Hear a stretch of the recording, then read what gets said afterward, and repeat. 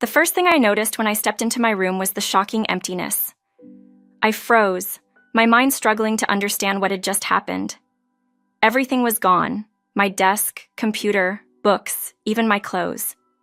The closet stood wide open, mocking me with its emptiness. It was as if I had never lived there. My heart raced as my eyes darted around the room, trying to piece together the impossible. Suddenly, a burst of laughter broke through the thick silence. Startled, I turned to find Kate, my sister-in-law, standing in the doorway. Her arms were crossed, a smirk playing on her lips, and her eyes gleamed with an unsettling amusement. "Look at your room now," she said, her voice dripping with satisfaction. "So clean and tidy." I couldn't comprehend what I was seeing or hearing. My confusion quickly gave way to anger. "Kate, what is this? Where's all my stuff?" My voice trembled, barely masking the fury rising inside me. I had worked hard to build my space, to make it mine, and now it was gone. She shrugged, her smirk widening. "Go look in the garden." Without waiting for her to explain, I ran to the window and pulled back the curtains. My stomach churned as I saw my belongings strewn across the lawn. Everything was there.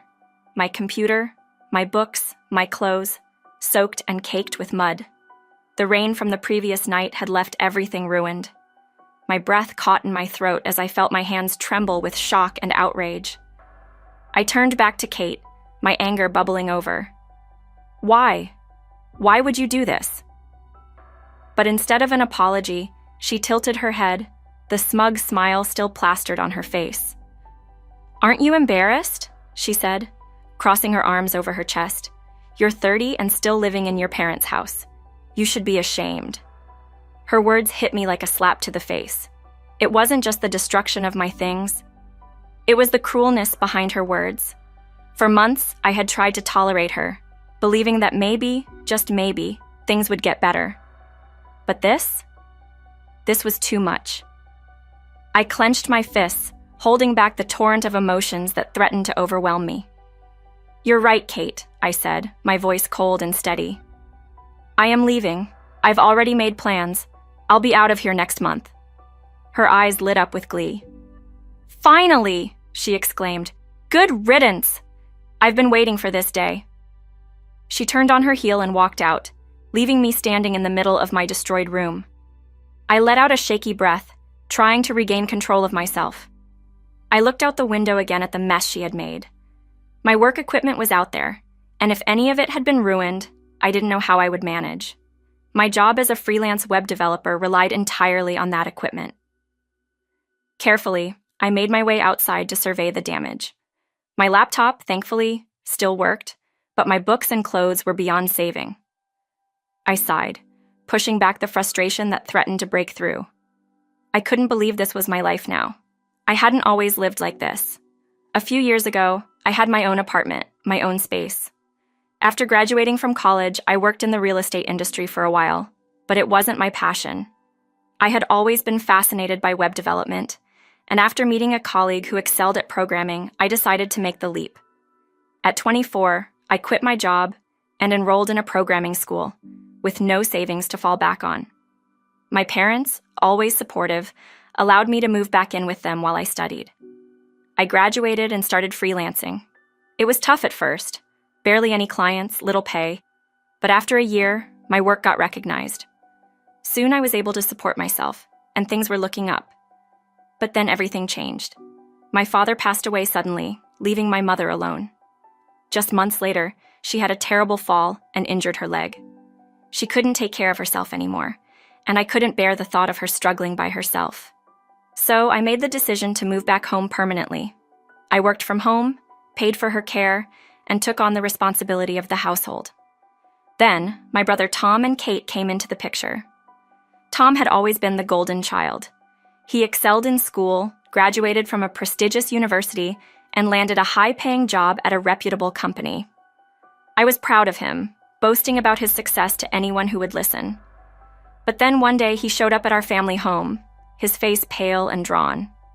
His company had gone bankrupt, and with no income, he and Kate couldn't afford rent anymore. They moved in with us, and I welcomed them with open arms. But Kate was different. From the moment she stepped foot in the house, I could sense her disdain for me. She made snide comments about my work, calling it playing on the computer. She would barge into my room without knocking, demand things from me, and use my belongings without permission. It was a constant battle of small insults and passive-aggressive behavior. At first, I tolerated it. Tom was going through a tough time, and I didn't want to add to his stress. He was constantly out looking for jobs, and I didn't want to bother him with Kate's antics. But her latest stunt, throwing my belongings into the garden, had crossed a line I couldn't ignore. That night, after the rain-soaked chaos, I sat down with my brother. I couldn't hold back anymore. I told him everything, how Kate had been treating me, the insults, the disrespect, and now the destruction of my things. To my surprise, Tom didn't defend her. Instead, he sighed, running his hand through his hair. "I've been thinking about leaving her," he admitted, his voice heavy with exhaustion. "She's been like this for a while, and I'm fed up." I was taken aback. Tom had always seemed so devoted to Kate, but the weight of their situation had clearly taken a toll on him. "I can't deal with her anymore," he continued. "I'm trying to get back on my feet, but she's making it impossible." The realization that my brother was just as miserable as I was hit me hard. I had thought I was the only one bearing the brunt of Kate's behavior, but now I saw that Tom was suffering too. A few days later, Kate announced that she was going on a trip with some friends. It seemed like the perfect opportunity to make our move, literally. With Kate out of the house for a few days, my brother, mother, and I packed our things and quietly moved into a new home. It was something we had been planning for a while, and now we had the chance to leave the toxic environment Kate had created. We didn't leave her with nothing. Her belongings were still at the old house, but the rest of us were gone. When Kate returned from her trip, she called my brother in a rage. "Where is everyone?" she shouted over the phone. "Why is the house empty?" I took the phone from Tom and calmly explained, "We've moved." "What? You've moved? Where?" she demanded, her voice dripping with anger and confusion. "You told me to leave, remember?" I said, keeping my voice steady. So, we all left. Kate was silent for a moment, clearly trying to process what had just happened. "But I didn't mean for everyone to leave," she finally spluttered. "Well, you didn't specify," I replied, not bothering to hide my amusement at the situation. For the first time since I had met her, Kate seemed to be at a loss for words. Then, in a voice that was almost unrecognizable, she said, "I'm sorry, Anna. I didn't mean it. Can we talk?" I was shocked by her sudden change of heart, but I wasn't buying it. Not after everything she had put me through.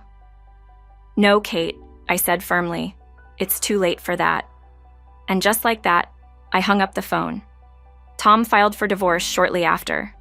Kate, who had never worked and relied entirely on Tom's income, was left with nothing. She had to move out of the family home, and the small apartment she found for herself was a far cry from the life she had grown accustomed to. As for us, we thrived. My mother, Tom, and I settled into our new house, free from the negativity Kate had brought into our lives. Tom found a new job, and we began to rebuild the bond we had before everything fell apart. But the story didn't end there. One afternoon, as I sat in my new office space, focused on a client's project, my phone rang. I didn't recognize the number, but I answered it anyway. "Anna," came the voice on the other end. It was Kate. "What do you want?"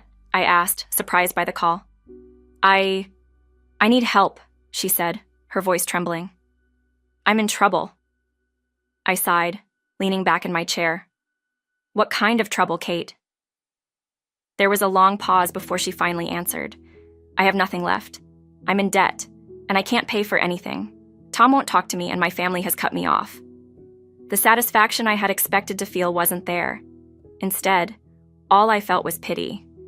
Kate had done so much damage, not just to me, but to herself as well. She had burned every bridge in her life, and now she was facing the consequences. "I'm sorry, Kate," I said, my voice soft but firm, "but I can't help you." And with that, I ended the call. As I sat there, I realized something important. Life had a way of sorting things out. The people who hurt others eventually faced their own reckoning. And for me, I had finally found peace, free from the chaos that had once dominated my world. The past was behind me, and for the first time in a long time, I felt hopeful about the future.